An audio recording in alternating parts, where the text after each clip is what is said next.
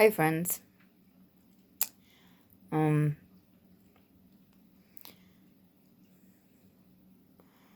I'm coming to you from a pretty real place right now.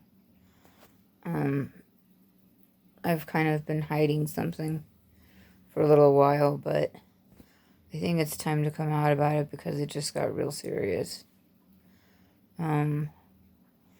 I found out recently that it runs deeply in my family to have a dysfunctional gallbladder.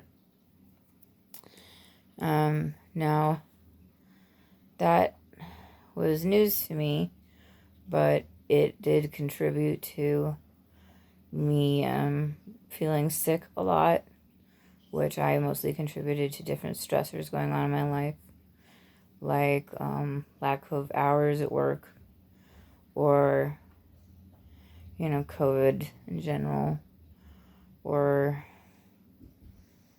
my car payments, or my phone has been shut off. We're losing my storage unit. You're probably not used to seeing me like this. I decided not to wear makeup so that you could see what's real now.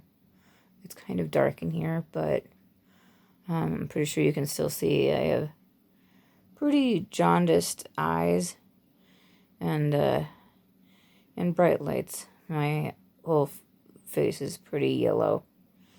I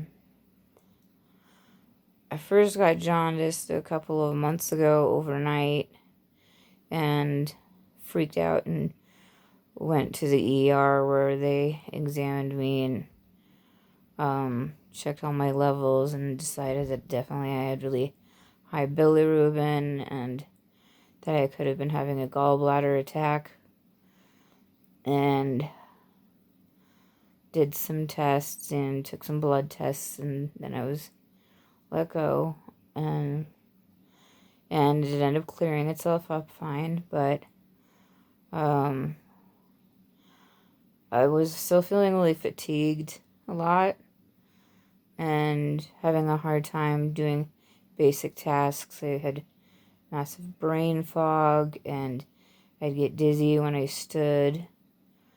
And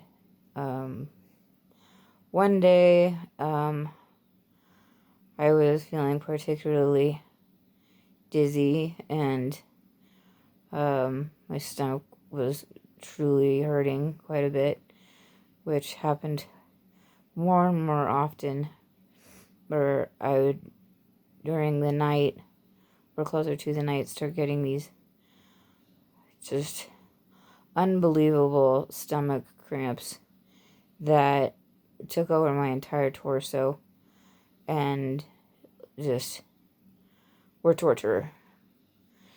But I didn't want to go back to the hospital until I knew it was necessary because of COVID. But then later that night, I noticed my jaundice was coming back, and I ended up getting nauseous and throwing up, and then I threw up blood, and I freaked out and let my mom know, and we took me into the hospital thinking I was gonna go in there and maybe get an IV pack and they would let me go, or obviously this is something more serious. Well, I ended up being there for about 5 days on 4 different IV taps. I had my blood drawn twice a day. My arms now look completely puckered, and it collapsed one of my veins.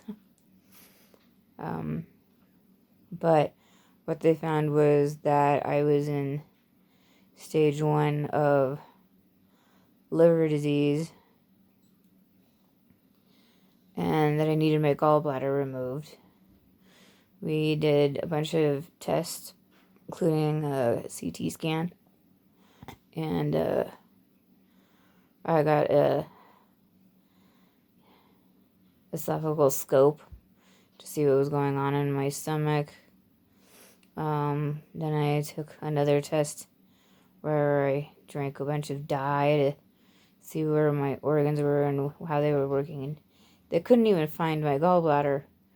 And it turns out it's because my liver itself had swollen up so much that it had enveloped my gallbladder to a point where they couldn't even get to it.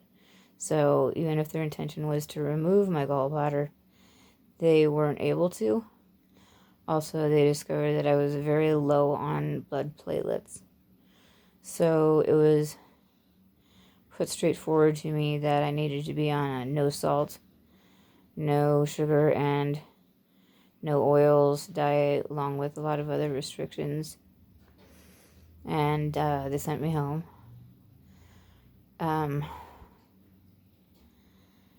After I went home, we all felt like they sent me home too early, even after 12 IV packs of thiamine and vitamin packs and saline, constant saline for 5 days.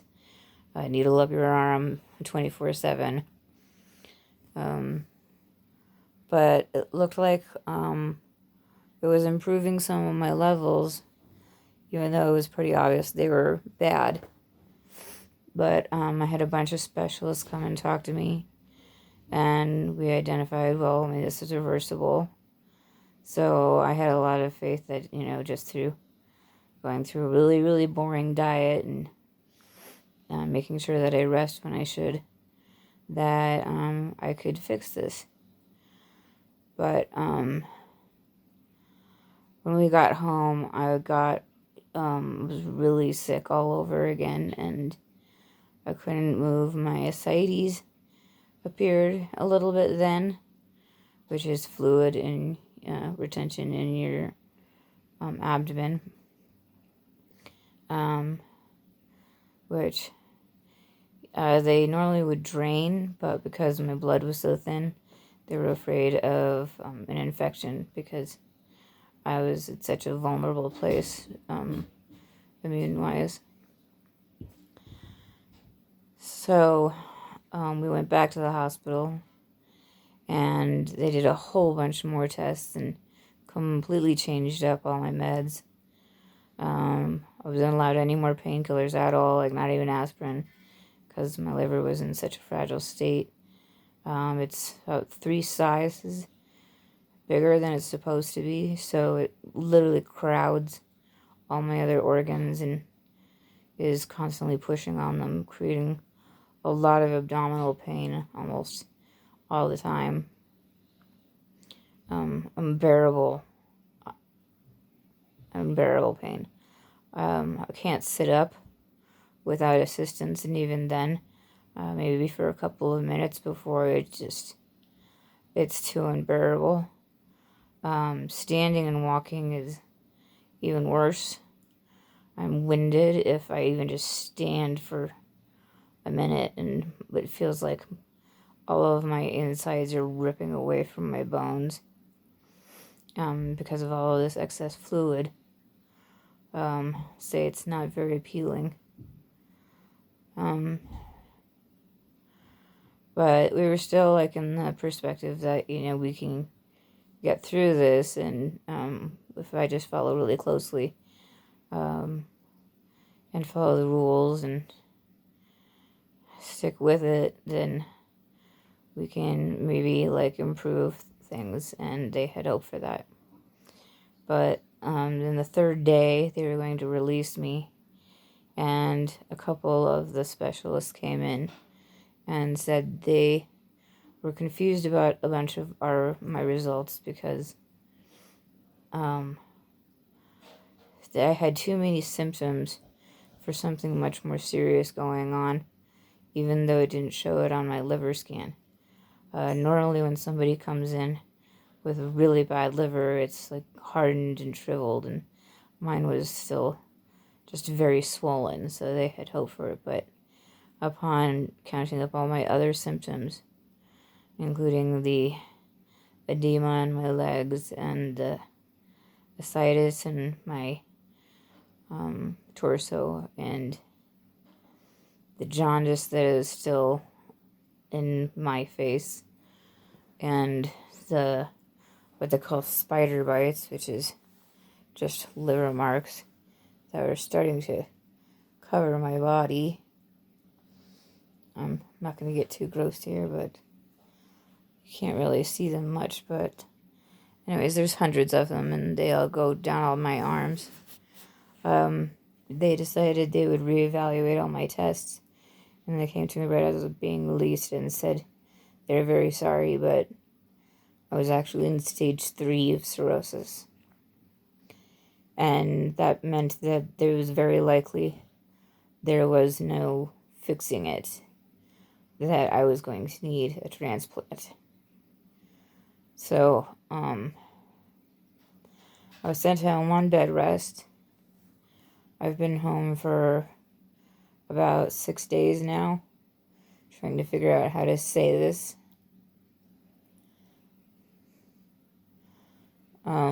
Luckily I have my family to basically be my caretakers. You know, they make sure that if I need something, I can get it. If I need help going to the bathrooms, then they can help me up. If I need water, they can go get it for me, since all of those actions are extremely painful for me. Yeah, it's not fun living in a bed. Especially when you run out of Netflix. I guess my concern now is that I'm fighting this.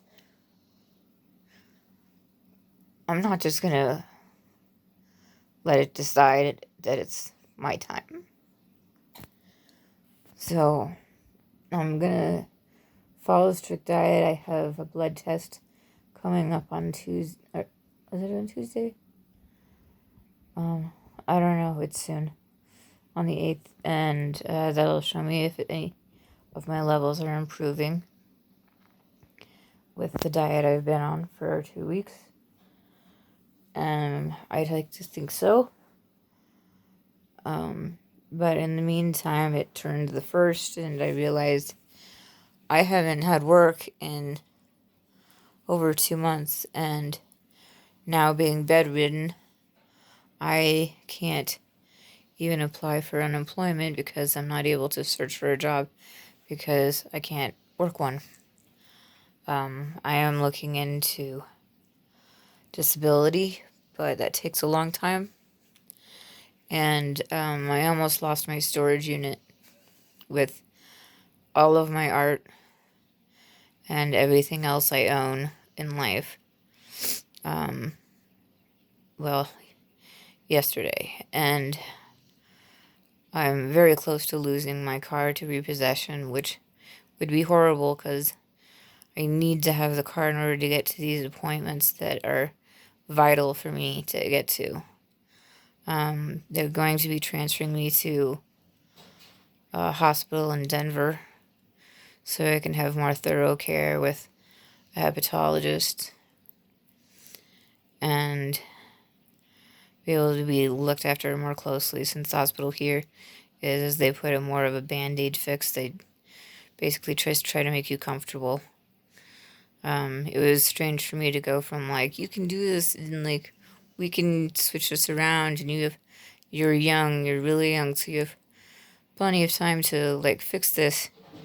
We just need to get the gallbladder out, which means we need your swelling in your liver to go down so we can get that guy out, and that will reduce a lot of your abdominal pain. But I'm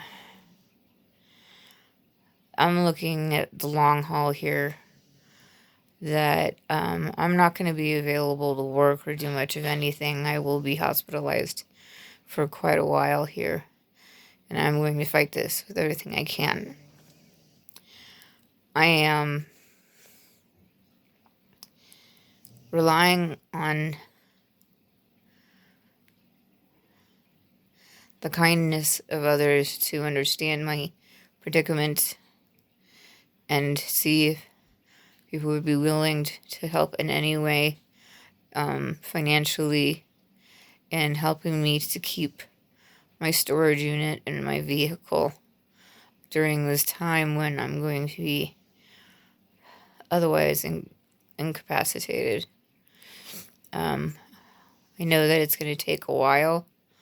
They're saying up to 6 months before I may even be able to qualify for the transplant list.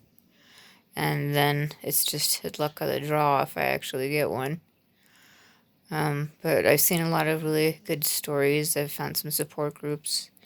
I have a counselor, I have a therapist, I have quite a team of specialists and people advocating for me. But yeah, I'm making a goal to raise about $5,000 so that I do not lose everything that I own in the midst of fighting death. So, even if you cannot donate, which I understand because I'm dead broke, I spent my last dollar trying to keep my cell phone alive, and it only worked for a little bit, so that's gone. But I can still save myself here if I have the support, and if I can keep those things paid for the next few months without losing them, then that relieves me of a lot of stress, which is also a major key trigger, they said, for the liver damage that I've endured is the stress levels I've been under due to law issues and financial issues and family issues, and my mom had me move downstairs like 2 days before I started throwing up blood because it stressed me out. So I now have varicose veins in my throat, which normally they would go in and just tie off because they're supposed to be hair-like veins, but when your liver is this sick and it redirects stuff to go in other different channels, those veins can actually expand to the size of your thumb.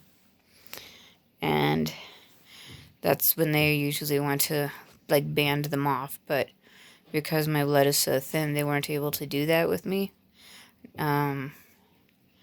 Because they say the risk of infection with me is too high and it could kill me. So I've made a lot of mistakes in my life.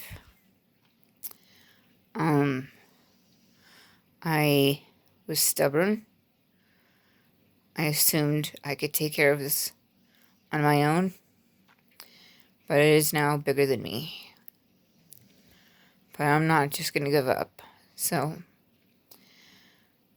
if you can find it in your heart to help me in any way, or share this with everyone you know, I'm really hoping that I can be alive next year and healthy. So I love you all, and I hope next time I see you I'm in much better shape. Thank you.